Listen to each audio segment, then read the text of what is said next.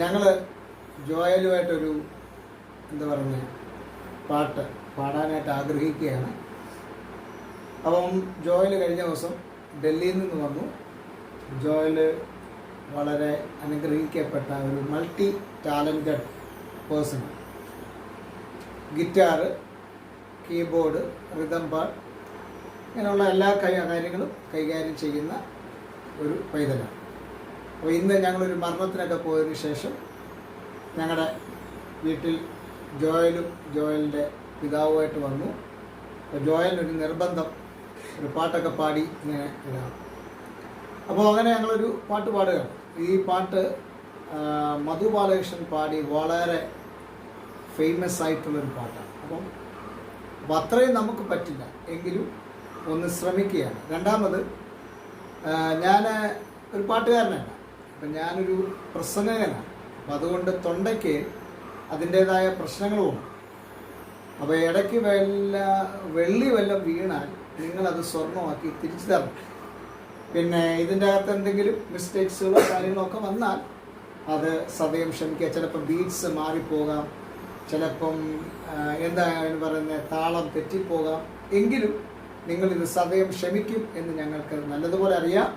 ഇഷ്ടപ്പെട്ടെങ്കിൽ ഈ പാട്ടിൻ്റെ ഇതിനെ ലൈക്ക് ചെയ്യുക, അതുപോലെ ഷെയർ ചെയ്യുക. അപ്പോൾ തന്നെ എൻ്റെ യൂട്യൂബ് ചാനൽ പ്ലസ് എൻ്റെ ഫേസ്ബുക്ക് ഒന്ന് ഫോളോ ചെയ്യുക, സബ്സ്ക്രൈബ് ചെയ്യുക. ദൈവം ധാരാളമായി അനുഗ്രഹിക്കട്ടെ. അപ്പോൾ ജോയിലെ തുടങ്ങിയാലോ? ഓക്കെ ശുരു കരേ? ठीक है, okay, we are going to start this song. യേശുവേ നീ എനിക്കായി ഇത്രയേറെ സ്നേഹമേകാൻ അടിയനിൽ യോഗ്യതയായെന്തു കണ്ടു നീ. സ്നേഹമേ നിൻ ഹൃദയം ക്ഷമയുടെ സാഗരമോ, നന്മകൾക്കു നന്ദിയേകാൻ എന്തു ചെയ്യും ഞാൻ. മനസ്സുഖമെങ്ങു പോയി എനിക്കില്ല ശാന്തി തെല്ലും, നിമിഷ സുഖം നുകരാൻ കരളിനു ദാഹമെങ്ങും. കഥനങ്ങളേറും നേരം തിരഞ്ഞില്ല നിന്നെ നാദ, പകയുടെ തീക്കനലാ മുറിവുകളേറിയെന്ന് ഈശോ പറയൂ നീ ഞാൻ യോഗ്യനോ.